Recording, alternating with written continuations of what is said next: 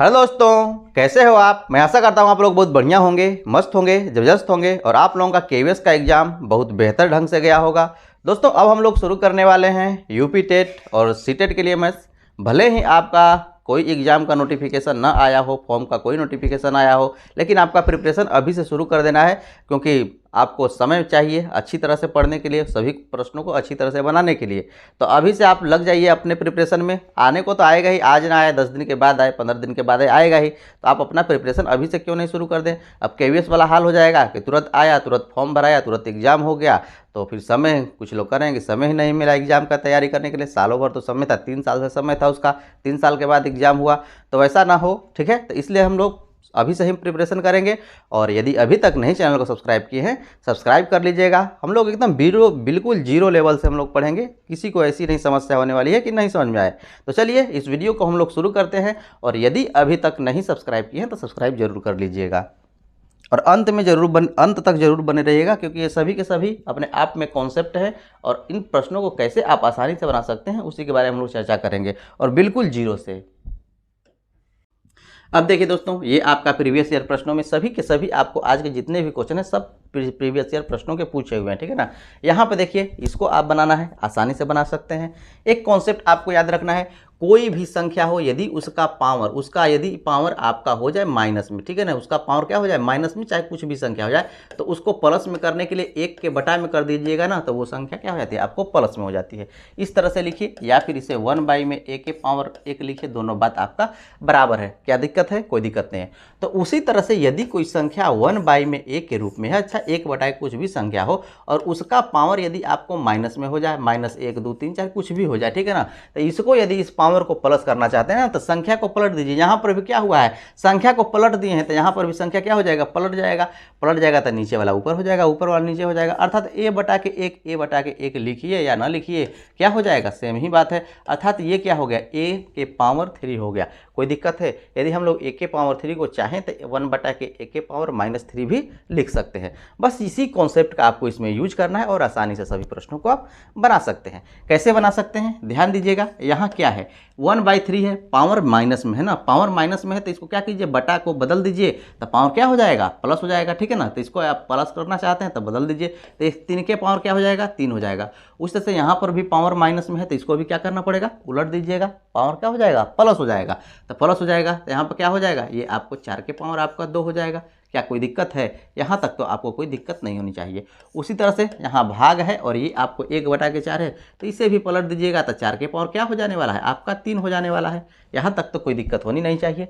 अब आप इसे आसानी से कैलकुलेट कर सकते हैं। कैसे कैलकुलेट कीजिएगा, ध्यान दीजिए, ये 27 हो जाएगा, ठीक है ना, ये आपका 27 हो जाएगा, ठीक है। अब उसके बाद ये 16 हो जाएगा, ये आपको 27 से 29 लिखा गया, ठीक है। 27 में से आपको 16 घटाना है और आपको इसमें भाग देना है 4 के पावर 3 से, ठीक है ना, अर्थात 64 से आपको यहाँ पर भाग देना है। क्या कोई दिक्कत है, कोई दिक्कत नहीं होनी चाहिए। अब यहाँ पर इसे घटाइएगा तो क्या आएगा, 11 भाग है तो बटा में आपका 64, और ऑप्शन नंबर ए इसका सही आंसर हो जाएगा। ऐसे प्रश्नों को बनाना कितना ही आसान है, आसानी से आप बना सकते हैं, कोई दिक्कत नहीं होनी चाहिए। तो ये कॉन्सेप्ट आपको याद रखना है कि कोई भी संख्या इस तरह से लिखी हो तो उसको आप, यदि पावर माइनस में हो तो उसको उलट दीजिए, वो क्या हो जाएगा, उसका पावर आपका प्लस में हो जाएगा। यदि 3 के पावर भी आपको -2 है, इसे हम यदि प्लस में करना चाहते हैं पावर, तो क्या करेंगे, इसको बटा के रूप में सिर्फ लिख देंगे, और जो पावर हो जाएगा क्या हो जाने वाला है, आपका प्लस में हो जाने वाला है। तो ये कॉन्सेप्ट आपको याद रखनी है। चलिए नेक्स्ट क्वेश्चन की ओर चलते हैं। अब देखिए दोस्तों, ऐसा प्रश्न आपसे पूछा गया है कि इन्हें अवरोही क्रम आरोही क्रम में व्यवस्थित कीजिए, अर्थात इनको छोटा या बड़ा बताना है, कि छोटा बड़ा बताइए कि छोटा बड़ा इसमें से कौन होगा। आसानी से आप बता सकते हैं कि छोटा बड़ा कौन होगा, लेकिन कॉन्सेप्ट को सीखिएगा तभी आप बना सकते हैं। यहाँ पर कहने का अर्थ क्या है कि √3 कहने का अर्थ क्या होता है, √3 का अर्थ होता है कि 3 के पावर 1/2 होता है। यहाँ पर रूट का वैल्यू कुछ नहीं है, तो ये आपका 2 है और वही यहाँ पर बटा में आता है। उसी तरह से बात किया जाए 3√4 कहने का अर्थ क्या है कि 4 के पावर में है 1/3, जो यहाँ पर वैल्यू होता है ना वो 1 के बटा में आता है। 1 के बटा में कहने का अर्थ है कि इसका पावर जितना होता है उतना के बटा में आता है। यहाँ पावर 1 है तो 1 के बटा में आएगा, 2 पावर होगा तो 2 के बटा में आएगा। क्या कोई दिक्कत है, कोई दिक्कत नहीं होनी चाहिए, ठीक है। इतनी बात तो आपको जाननी चाहिए। ये 4√5 है, 4√5 कहने का अर्थ क्या है कि 5 के पावर में 1/4 है, ठीक है ना। 5 के पावर में क्या है, आपको 1/4 है। ये बात इस तरह से भी लिखा हो तो भी आप बता सकते हैं, और इस तरह से भी लिखा है तो भी आप बता सकते हैं। अब आपको आगे इसमें करना क्या है, करना कुछ नहीं है। यहाँ पर जितना इनका हर है ना, उनके हर का एलसीएम लीजिए। तो यहाँ हर क्या है, 2 है, 3 है और यहाँ पर 4 है। इन्हीं का आपको एलसीएम लेना है। एलसीएम लेकर के अब आप कीजिएगा क्या, उसको आप समझिए। यदि आप एलसीएम लेते हैं तो कितना आता है, एलसीएम इनका आता है 12। एलसीएम क्या आने वाला है इनका, 12 आने वाला है। अब जितना एलसीएम आएगा ना, इनके पावर में उसी एलसीएम से गुना करा दीजिए, और गुना कराने के बाद जो एलसीएम आया है 12, ठीक है ना, उससे क्या करना है, आपको गुना कराना है पावर में, पावर में गुना कराना है। ये बात आपको हमेशा ध्यान देना है कि पावर में आपको गुना कराना है। तो पावर में गुना करा करके यहाँ पर लिख दीजिए। यहाँ पर लिखिएगा तो पावर में गुना कीजिएगा तो 2 से क्या कट जाएगा, 12 कट जाएगा तो कितना आने वाला है, 6 आने वाला है, अर्थात 3 के पावर आपका 6 हो गया। उसी तरह से यहाँ 1/3 में 12 से गुना कराइएगा तो 4 के पावर कितना आने वाला है, 4 3 12, 4 आने वाला है, ठीक है। उसी तरह से यहाँ पर कीजिएगा तो ये 5 के पावर आपका यहाँ पर 3 आने वाला है। क्या कोई दिक्कत है, कोई दिक्कत नहीं होनी चाहिए। तो इतनी बात आपको समझाइए। अब यहाँ पर आसानी से आप बता सकते हैं कि कौन बड़ा है कौन छोटा है, ठीक है ना। इसे आप कैलकुलेट करते हैं तो ध्यान दीजिए, ये 3 के 9 3 27 27 27 729, ठीक है। तो ये आपका होने वाला है 729। इसके बारे में बात कीजिए तो 4 के 16, ठीक है ना, 16 16 256 आपका होने वाला है। ये आपका हो गया 256। और इसके बारे में बात करें तो ये आपका हो गया 125। अब आप बता नहीं सकते हैं कि कौन बड़ा है कौन छोटा है, इसे तो आपको ध्यान दीजिए आरोही क्रम में आपको यहाँ पर लिखना है। आरोही कहने का अर्थ क्या है कि बढ़ते क्रम में, असेंडिंग ऑर्डर में आपको लिखना है। बढ़ते क्रम में छोटा सबसे पहले, तो जो रूट यहाँ पर 5 वाला होगा ना, 4√5 सबसे पहले होगा। तो सबसे पहले किस में मिल रहा है, ऑप्शन नंबर 2 है, और यही इसका सही आंसर हो जाएगा। उसके बाद दूसरे नंबर पर कौन आएगा, यहाँ पर 3√4 आएगा। 3√4 है कहाँ है। तीसरे नंबर पर कौन आएगा, आपका ये √3 आपको आएगा, क्योंकि ये सबसे बड़ा है। तो सबसे बड़ा सबसे लास्ट में होता है आपको आरोही क्रम में। क्या कोई दिक्कत है, जो सबसे बड़ा होता है ना आरोही क्रम में, वो सबसे लास्ट में होता है। तो सबसे पहले सबसे छोटा, उसके बाद उससे सबसे बड़ा सबसे अंत में होता है। यदि अवरोही यहीं पर कहता तो अवरोही क्रम में सबसे बड़ा सबसे पहले, उसके बाद उससे छोटा, उसके बाद उससे छोटा, अंत में सबसे छोटा आपको होता है। इस तरह से लिखा जाता है। मैं ऐसा करता हूं कि इतनी कॉन्सेप्ट आपको समझ में आ रही है, कोई दिक्कत नहीं है। तो जब भी ऐसे प्रश्न मिले, ऐसे प्रश्न मिल जाए या फिर वही रूट में मिल जाए तो आसानी से बना सकते हैं, कोई तकलीफ होनी नहीं चाहिए। चलिए नेक्स्ट क्वेश्चन की ओर चलते हैं और अगले कॉन्सेप्ट को सीखते हैं। अब देखिए दोस्तों, ऐसे प्रश्न पूछे गए हैं, इन प्रश्नों को आप कैसे बनाएंगे, इनको तो आप देखते ही बना सकते हैं, लेकिन कॉन्सेप्ट मैं आपको सिखाने का प्रयास कर रहा हूं कि आखिर कैसे बनेंगे, ठीक है ना। यहाँ पर ध्यान दीजिए, इसको हम डायरेक्ट बना सकते हैं। यहाँ पर देखिए 7 है, एक 4/7 भाग है, 1/3 भाग है। तो आपको जो भी ऑप्शन होगा ना, वो आपको 7 और 3 का गुणज होगा, अर्थात यहाँ पर उससे भाग चला जाएगा, ठीक है ना। 7 और 3 से भाग चला जाएगा। इसमें कौन सा ऑप्शन है जो कि 3 से भी और 7 से भी दोनों से भाग चला जाएगा। यदि हम बात करते हैं इसका, तो ये हो नहीं सकता, सिर्फ 3 से भाग जाएगा, ये भी 3 से भाग जाएगा और ये भी आपको किसी से नहीं जाएगा। तो 21 आपको यहाँ पर एक ऐसा ऑप्शन मिल रहा है जो कि 7 और 3 दोनों से आपको कटेगा। तो ऑप्शन नंबर ए ही इसका सही आंसर होगा। लेकिन आखिर में प्रश्न को आप बनाएंगे कैसे और कह क्या है, इसको समझने का प्रयास कीजिए। यहाँ पर कह रहा है कि एक कोई खंभा है, ठीक है ना। ये आपको मान लीजिए कोई खंभा है और एक खंभे का 4/7 भाग कीचड़ में धंसा हुआ है। इसका इतना भाग ना, जो इतना भाग है, मानकर चलिए ये जो भाग है ये आपको कीचड़ में धंसा हुआ है, और ये जो टोटल भाग है कितना है, 4/7 भाग है, 4/7 भाग है। तो मान लीजिए कि ये टोटल खंभे की लंबाई x है, तो x का क्या हो जाएगा, 4/7 भाग क्या है, कीचड़ में धंसा हुआ है। जब धंसे हुए भाग का 1/3 भाग बाहर खींचा जाता है तो पाया गया इसका 1/3 भाग, किसका 1/3 भाग, जो ये धंसा हुआ है ना, इसका आपको 1/3 भाग बाहर खींचा गया, ठीक है ना, बाहर खींचा गया। तो इसका 1/3 जब बाहर खींचा गया तो यहाँ पर कह रहा है कि तो पाया गया कि जो 8 मीटर माप का खंभा अभी भी कीचड़ में है, ये है। ये आपको बताया गया है कि 8 मीटर खंभा क्या है, आपको यहाँ पर कीचड़ में है। 8 मीटर खंभा आपको कीचड़ में है, तो कितना आपको कीचड़ में है इसी को आपको निकालना है। ध्यान दीजिएगा, ये क्या है, ये ध्यान दीजिए, ये आपका जितना है ना, ये आपको टोटल खंभे का इतना हिस्सा है, 1/3 भाग। इसका 1/3 भाग को क्या किया जाए, बाहर निकाला गया। 1/3 के भाग को क्या किया गया, बाहर निकाला गया। अर्थात यहाँ पर जो 4x/7 है ना, इसका 1/3 भाग क्या कर दिया गया, बाहर निकाल दिया गया। अर्थात 4x/3 का 1/3 भाग क्या हो जाएगा, बाहर निकाल दिया गया। तो यहाँ पर कह रहा है कि उसकी माप की जो लंबाई है ना 8 मीटर है। अर्थात इनका यदि हम लोग अंतर करें तो ये किसके बराबर है, 8 मीटर के बराबर है। क्या कोई दिक्कत है। यदि इतनी बात आपको समझ में आ गई तो आप आसानी से बना सकते हैं, कोई दिक्कत नहीं है। यहाँ पर सिर्फ आपको प्रश्न को समझाने का प्रयास कर रहा हूँ कि ये क्या है, कीचड़ में धंसा हुआ है और 1/3 भाग यदि हम लोग बाहर निकालते हैं तो ये पाया जा रहा है कि जो 8 मीटर लंबाई के भी जो खंबा है ना वो आपको अंदर ही है। तो यहाँ पर इसमें से यदि हम लोग इसको घटाएंगे तो जो आपको बचने वाला है वो जो अंदर वाला भाग है उसी वही ना आपको यहाँ पर बचने वाला है। ये तो बाहर यहाँ पर निकाल दीजिए, बाहर निकाले वाले को हम लोग घटा दिए तो अंदर क्या बचेगा, अंदर आपको इसमें से घटा दिए तो वो अंदर 8 बच रहा है और इसी के बराबर है। बस इसी से तो आपको प्रश्न बनाना है, आसानी से बना सकते हैं। इसी को आप कैलकुलेट कीजिए, कैलकुलेट कीजिएगा तो एलसीएम लीजिएगा तो 7 गुना आपका 3 होने वाला है, ठीक है ना। यहाँ पर भाग दीजिएगा 3 आएगा, यहाँ पर हो जाएगा क्या 12x हो जाएगा, माइनस यहाँ पर 7 3 भाग दीजिएगा कट जाएगा, 1 से गुणा कीजिएगा 4x में तो ये 4x हो जाएगा और बराबर आपका 8 हो जाने वाला है। तो यहाँ से आप कैलकुलेट कर सकते हैं, ये हो जाएगा 8x, ठीक है ना। 8x और बटा के आपका हो जाने वाला है 21 और बराबर 8, 8 से 8 आपका कैंसिल हो जाने वाला है, अर्थात x बराबर कितना आ जाने वाला है 21 आ जाने वाला है, ठीक है। कोई दिक्कत है, इधर 1 में जाकर के 21 गुणा हो जाएगा और 1 का वैल्यू आपको 21 आ जाएगा, ठीक है। यहाँ पर आपसे पूछा भी जा रहा था कि खंभे की पूरी लंबाई क्या होगी। यहाँ x हमने क्या माना है, x पूरे खंभे की लंबाई माना है और खंभे की लंबाई कितनी हो गई 21 हो गई। और मैं ऐसा करता हूँ कि ये कॉन्सेप्ट आपको बहुत ही अच्छी तरह समझ में आई है, इसमें आपको कोई कन्फ्यूजन नहीं है। तो चलिए नेक्स्ट कॉन्सेप्ट की ओर चलते हैं और उन्हें देखते हैं कैसे बनाइएगा आप। अब देखिए दोस्तों, ऐसा प्रश्न आपसे पूछा गया है, ठीक है ना। तो ऐसे प्रश्नों को आप कैसे बनाएंगे, बहुत ही आसान आपको बनाने का कॉन्सेप्ट है। यहाँ पर ध्यान दीजिए, ये क्या है, सभी आपस में बराबर है तो इन्हें आपको हमेशा मानना है कि कांस्टेंट है। अब कांस्टेंट आप 2 4 6 की संख्याओं में भी मान सकते हैं और नहीं तो कोई आप कांस्टेंट राशि ABC भी मान सकते हैं, उसमें आपको कोई दिक्कत नहीं है। तो यहाँ पर हमने कांस्टेंट को K मान लिया। इसके बाद आपसे पूछ रहा है कि A + B + C बटा के C का वैल्यू क्या होगा, इनमें से आप बताइए। आसानी से बता सकते हैं, ध्यान दीजिए ये इसके बराबर है ना। यहाँ से आप A को कैलकुलेट कर सकते हैं। यदि A कैलकुलेट कर सकते हैं तो इसको आप भूल जाइए, A/3 बराबर K हो जाए, क्योंकि कांस्टेंट आप माने हैं। तो A/3 बराबर जब K होगा तो A बराबर क्या हो जाएगा, 3 जाकर के उधर गुणा हो जाएगा अर्थात 3K हो जाएगा। उसी तरह से आपको B को भी निकाल सकते हैं। B को निकालने के लिए इन दोनों को आपको छुपा लेना है और ये आपको B/4 बराबर K हो जाएगा अर्थात B बराबर क्या हो जाएगा आपका 4K हो जाएगा। उसी तरह से आप C के बारे में भी निकाल सकते हैं। C को निकालिएगा तो इन दोनों को आपको भुला देना है और C को निकालिएगा तो 7K आपका हो जाएगा। क्या कोई दिक्कत है, यहाँ तक तो कोई दिक्कत नहीं है। और कैलकुलेट करना है A + B + C/C, तो A + B + C/C बराबर क्या हो जाएगा, ध्यान दीजिए A का वैल्यू आपको क्या रखना है 3 की रख देना है, B का वैल्यू आपको क्या रखना है 4 के रख देना है, ठीक है ना। और C का वैल्यू आपको क्या रखना है 7 के रख देना, ठीक है। और बटा में आपका क्या हो जाना है 7K, क्योंकि C का वैल्यू आपको यहाँ पर है, C है यहाँ पर, तो ये आपका 7K हो गया। क्या कोई दिक्कत है, कोई दिक्कत नहीं होनी चाहिए। इसे आप जोड़िएगा तो कितना आता है, ठीक है 14K आएगा और नीचे आपका 7K, ठीक है। तो इसे आप कैंसिल करा सकते हैं, कैंसिल कराइएगा तो क्या आने वाला है 2 आने वाला है। 2 कौन सा ऑप्शन है, ऑप्शन नंबर 3 है और यही इसका सही आंसर हो जाएगा।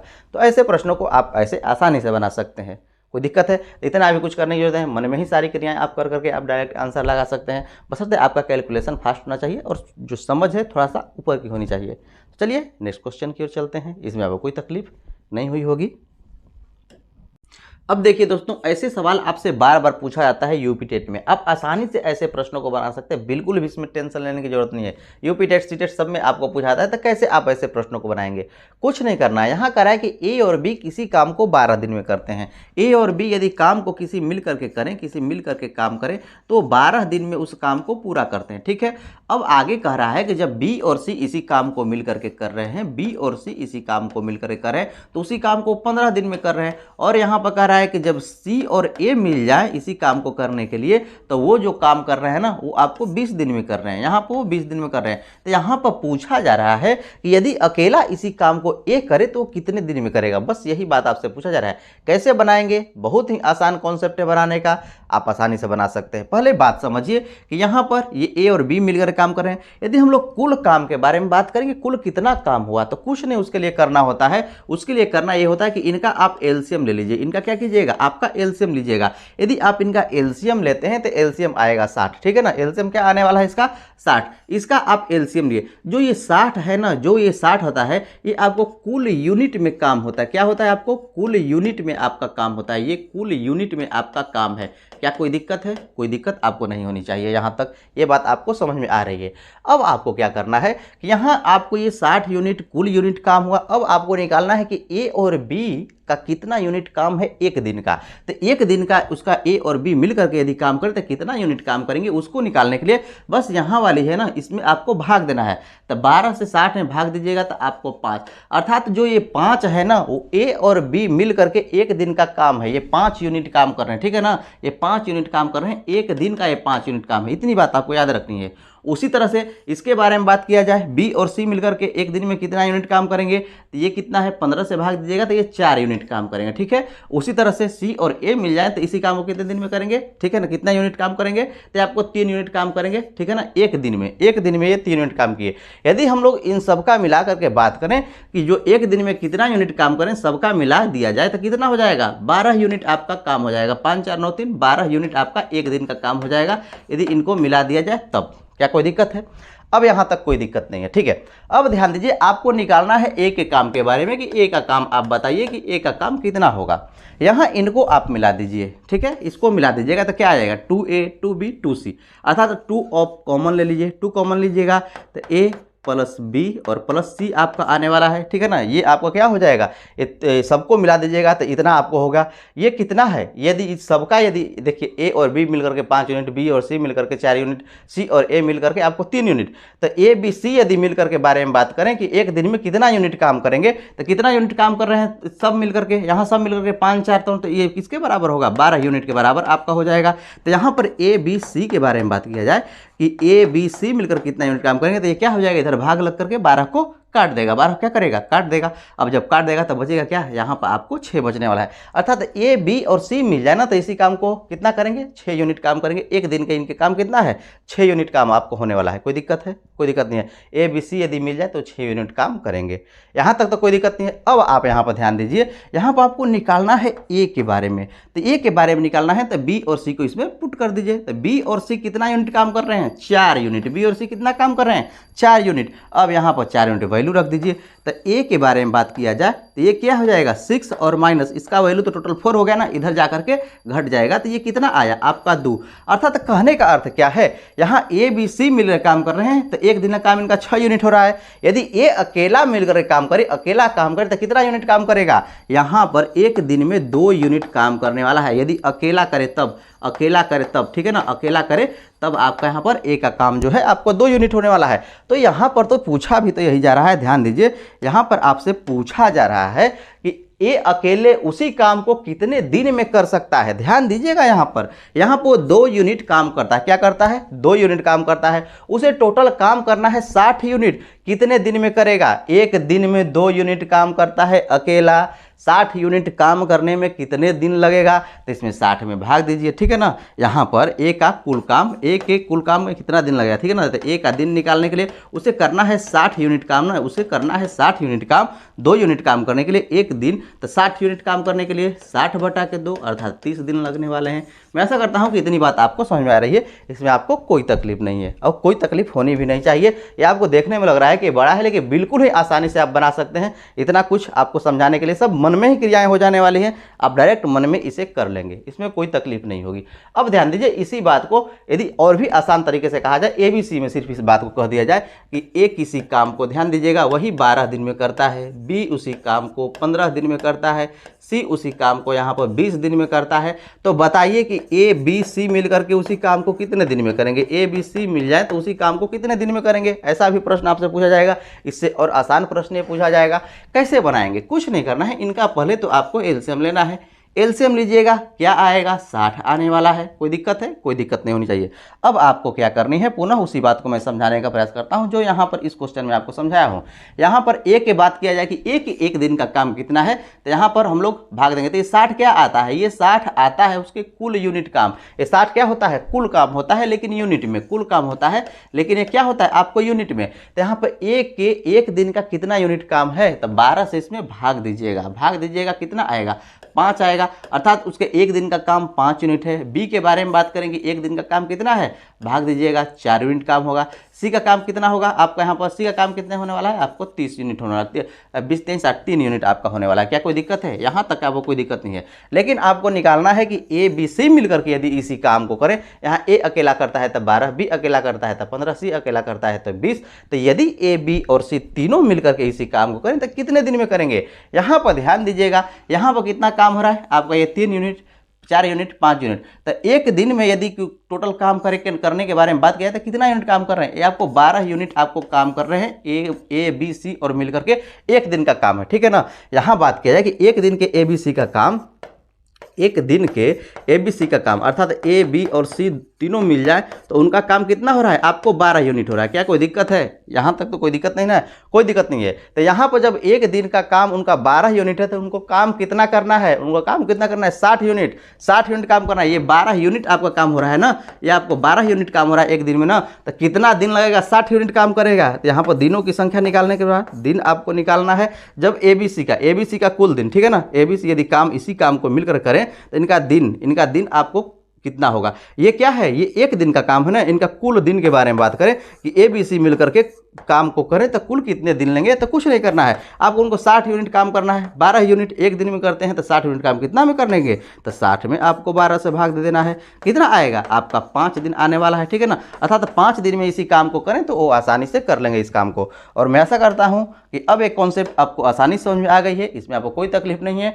तो जब भी ऐसे प्रश्न आपसे पूछे जाएंगे तो अब आप आसानी से बना सकते हैं, ठीक है ना। तो ये है आपको इसी पर बेस्ड आपको मैंने समझाया कि यदि इस तरह से दिया हो, यदि ए बी सी मिलकर के बताएं तो आप कैसे निकाल सकते हैं, और जो क्वेश्चन दिया है उसका तो सोल्यूशन आपका ये है। तो ऐसे प्रश्नों को आपको आसानी से बनाना चाहिए और ऐसे ही आप आसानी से बना सकते हैं। और मैं आशा करता हूं कि ये आपको बहुत ही ईजी तरीका से समझ में आया है। यदि नहीं समझ आया है तो इतना मैं आपको प्रश्नों का अभ्यास करा दूंगा आगे चल कर कि ऐसे प्रश्नों को आप देखेंगे और हवा में उड़ा देंगे। तो चलिए नेक्स्ट क्वेश्चन की ओर चलते हैं और उनके कॉन्सेप्ट को सीखते हैं। अंत तक बने रहिएगा और यदि अभी तक नहीं सब्सक्राइब किए हैं तो सब्सक्राइब जरूर कर लीजिएगा। अब देखिए दोस्तों, ऐसा प्रश्न आपसे पूछा गया है, ऐसे प्रश्नों को आप कैसे बनाएंगे, बहुत ही आसानी से बना सकते हैं। यदि आपके पास कॉन्सेप्ट है आगे की सोचे तो आसानी से प्रश्नों को बना सकते हैं, देखते ही बना सकते हैं। समझिए क्या करा है, 5 सेंटीमीटर भुजा वाले एक घन के सभी फलकों को रंग दिया गया है, ठीक है ना। यदि इसे 1 सेंटीमीटर क्यूब वाले घनों में काटा जाता है तो 1 सेंटीमीटर क्यूब वाले कितने घनों में केवल एक ही फलक पर रंग होगा, इसके बारे में आपसे पूछा जा रहा है। यहाँ पर कह रहा है कोई इस तरह का आपको ये घन है, ठीक है, ये आपका कोई इस प्रकार का घन है, ये कोई आपका इस प्रकार घन है, ठीक है, ये आपका घन है, ठीक है। ध्यान दीजिएगा यहाँ पर मैं आपको क्या समझाने वाला हूँ। यहाँ पर इसकी भुजाएं के बारे में बात करें कि आपको 5 सेंटीमीटर की है, अर्थात सभी भुजाएं क्या होने वाली है आपको 5 सेंटीमीटर, क्योंकि घन है और इसको काटना है 1 सेंटीमीटर वाले घन में, अर्थात इतना छोटे वाले घन में आपको काटना है, छोटे वाले घन के रूप में आपको काटना है। लेकिन शर्त दिया हुआ है कि जो इसका जो जितने भी फलक है ना, ये आपको फलक इसके रंगे हुए हैं, सभी के सभी फलक इसको क्या हुए हैं, आपको रंगे हुए हैं, सभी रंग दिए गए हैं, सभी फलक सभी साइड के चारों ओर के आपको फलक इसके रंग दिए गए हैं, ठीक है। तो यहाँ पर ये बात आपसे कह रहा है, ये बात आपसे यहाँ पर कह रहा है कि इसमें से यदि हम लोग काटे ना, सभी तरह के फलक को यहाँ पर रंग दिया गया है, चारों ओर से उसे रंग में डुबो करके बाहर निकाल दिया गया है। मान लिया कि लकड़ी का घन है तो इसे यदि काटा जाए, यदि इसे काटा जाए, जो कि यहाँ पर इसके साइज में अर्थात 1 सेंटीमीटर लंबाई चौड़ाई ऊंचाई के बारे में बात करें कि इसके साइज का इसमें से काटा जाए तो इसमें से कितने ऐसे प्राप्त होंगे, क्या प्राप्त होने वाले हैं आपको यहाँ पर घन, जो कि एक साइड में उनका क्या हो, रंगा हो। कम से कम जो एक साइड है ना वो आपको यहाँ पर वो रंगा हो, 2 साइड नहीं रंगा होना चाहिए, सिर्फ आपको एक ही साइड, सभी यहाँ पर क्या है, यहाँ पर सभी साइड आपको रंगी हुई हैं। यहाँ पर जितने घन है ना, ये घन के सभी साइड आपको रंगे हुए हैं, भले दिखे ना लेकिन सभी साइड क्या है आपको रंगे हुए हैं। तो इसमें से आपको ये बताना है कि इसमें कितने ऐसे घन होंगे जिनके एक साइड क्या होंगे, आपको ध्यान दीजिएगा यहाँ पर इसके एक साइड क्या होंगे, रंगे होंगे, जिसके एक साइड आप कैसे निकाल सकते हैं, आप थोड़ा सा दिमाग इसमें लगाइए कि आप कैसे निकाल सकते हैं। ध्यान दीजिएगा ये 5 सेंटीमीटर भुजा है, ठीक है, तो इधर से आप इसे 1 सेंटीमीटर काटिएगा, ठीक है, ध्यान दीजिएगा, इधर से 1 सेंटीमीटर काटिएगा, इधर से 1 सेंटीमीटर काटिएगा, बचेगा कितना, ध्यान दीजिएगा यहाँ पर आपको बचेगा कितना, तो इधर से काट दीजिएगा, इधर काट दीजिएगा, तो ये आपको 3 सेंटीमीटर बचने वाला है। क्या कोई दिक्कत है, बात यहाँ तक इस तरह से आपको नहीं समझ आ रही है तो पहले बात आप समझिए कि इसमें कितने घन बनेंगे 1-1 सेंटीमीटर वाला। तो यहाँ पर देखिए इसे इस तरह से काटिएगा, ठीक है, इसे इस तरह से काटिएगा, 2 आपको हो गए, एक 3 बन गया, ठीक है ना, एक 4 बन गया, एक 5 बन गया, ठीक है। उसी तरह से यहाँ से आप इस तरह से काटिएगा, यहाँ से इस तरह से काटिएगा, मैं समझाने के लिए आपको सिर्फ कर रहा हूँ, ठीक है। यहाँ से इस तरह से काटिएगा और यहाँ से इस तरह काटिएगा, तो ये आपको टोटल, यदि फेस पर आप देख रहे हैं तो घन कितने बनेंगे, 1-1 सेंटीमीटर, 5 सेंटीमीटर है तो 1 2 3 4 5 सेंटीमीटर हुआ ना। अर्थात घनों की संख्या के बारे में बात करें तो 1 2 3 4 5। कोई दिक्कत है? कोई दिक्कत है? यहाँ पर देखिए 5 5 10, 5 के 20, 50 25, 5 6 के 30, या कितना आपको बन रहा है, आपको 50 25, 5 50 30 नहीं 50 25, ठीक है ना। 5 10 15 20 25 आपको घन बन रहा है। कैसे 25 बन रहा है? तो 5 इसमें, 5 इसमें, 5 इसमें, 5 इसमें, 5 इसमें। लेकिन आपको इसमें ये देखना है कि कितने रंगे हुए हैं और कितने रंगे हुए नहीं हैं, इसको आपको देखना है ना। तो ध्यान दीजिएगा, जब ये वाला फेस को देखिए ध्यान से, ये वाला जो फेस है ना, ये आपको रंगा हुआ है, तो उसके जस्ट साइड वाला ये भी क्या होगा, रंगा हुआ होगा। तो ये रंगे हुए फेस को जो कि दो तरफ से रंगे होंगे, उनको आपको नहीं लेना है, उनको आपको नहीं लेना है। लेना क्या है, जो सिर्फ एक साइड में, तो ये भी क्या होंगे, ये सभी कॉर्नर वाले हैं, तो ये सभी के सभी क्या होंगे, दो साइड से रंगे होंगे, तो इनको आपको नहीं टच करना है, ठीक है ना। इनको आपको नहीं लेना है, दो साइड में रंगे हुए को आपको नहीं लेना है। ये सभी के सभी क्या होंगे, दो साइड में आपको रंगे हुए हैं, और इनको आपको नहीं यूज करना है। यूज सिर्फ करना है जो नहीं रंगे हुए हैं, उनके बारे में आपको सिर्फ बताना है। कैसे बताइएगा, अब ध्यान दीजिए, अब जो नहीं रंगे हैं, सिर्फ एक साइड से रंगे होंगे, आपको पता हो गए, 3 3 6 3 9 हैं ऐसे जो कि एक साइड से रंगे हुए।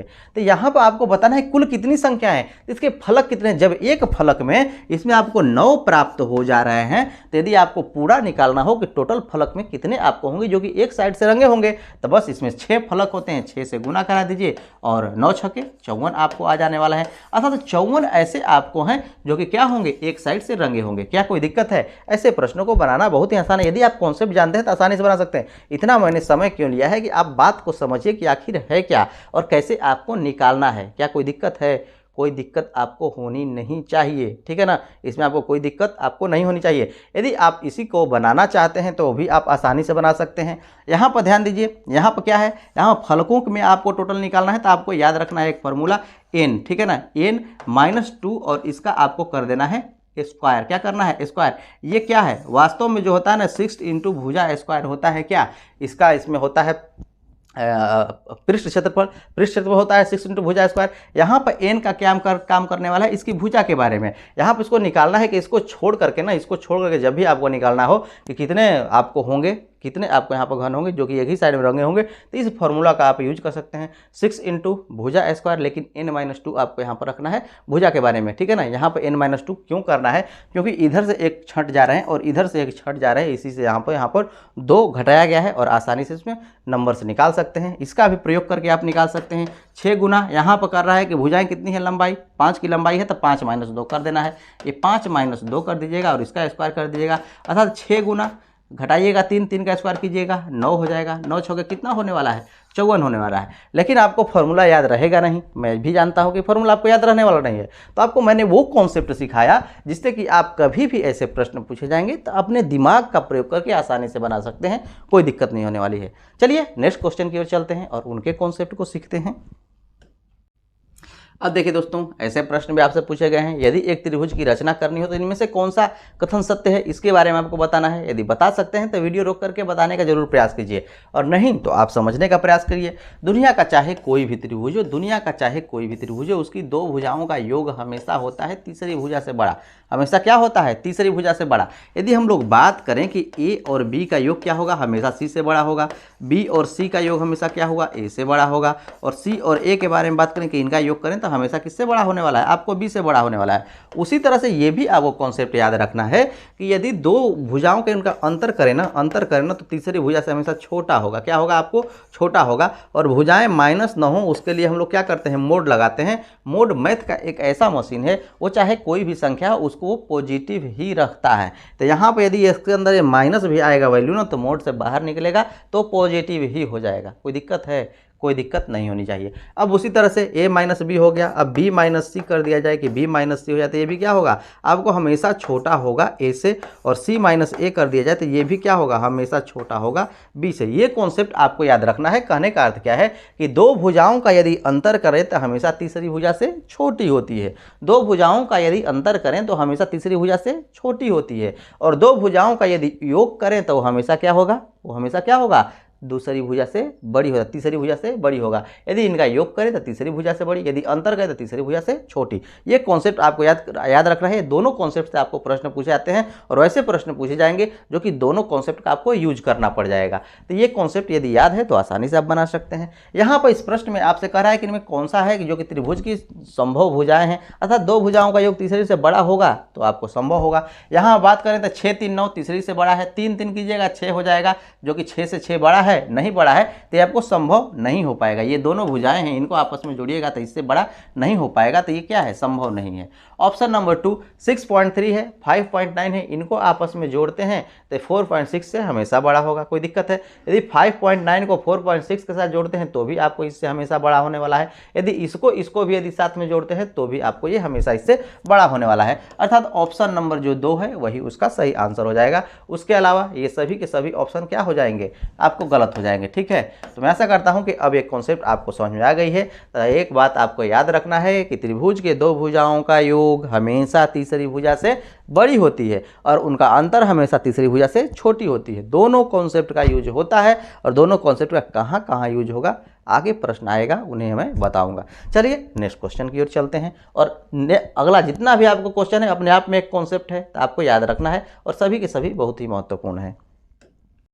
अब देखिए दोस्तों, यहाँ पर अंतःकोणों के योग के बारे में आपसे पूछा जा रहा है कि पंचभुज के अंतःकोणों का योग बताइए, षष्ठभुज के अंतःकोणों का योग बताइए, सप्तभुज के अष्टभुज के अंतःकोणों का योग बताइए, क्या होगा। तो आपको एक फॉर्मूला याद रखना है अंतःकोणों का योग निकालने के लिए। कोई भी आपको हो उसको आपको फॉर्मूला निकालना हो तो कैसे निकालेंगे, इसके लिए आपको फॉर्मूला यूज करना है n-2 इंटू 180 डिग्री। ठीक है ना, ये आपका 180 डिग्री होती है। यहाँ पर क्या होती है, बहुभुज के भुजाओं की संख्या होती है। ये क्या होती है, आपको बहुभुज के भुजाओं की आपको यहाँ पर संख्या होने वाली है। ये आपको बहुभुज के भुजाओं की संख्या होने वाली है। यहाँ पर कितने भुजाएं हैं, यहाँ पर पंचभुज के बारे में बात कर रहा है तो 5 भुजाएं होंगी। यहाँ आप 5 रखिएगा, 5 - 2 इंटू 180 आपको करना है और आप कैलकुलेट कर लेते हैं। ठीक है ना, तो 18 तिहाई 54 अर्थात 540 डिग्री आपका होने वाला है पंचभुज का। कौन सा ऑप्शन है, ऑप्शन नंबर 2 है और यही इसका सही आंसर हो जाएगा।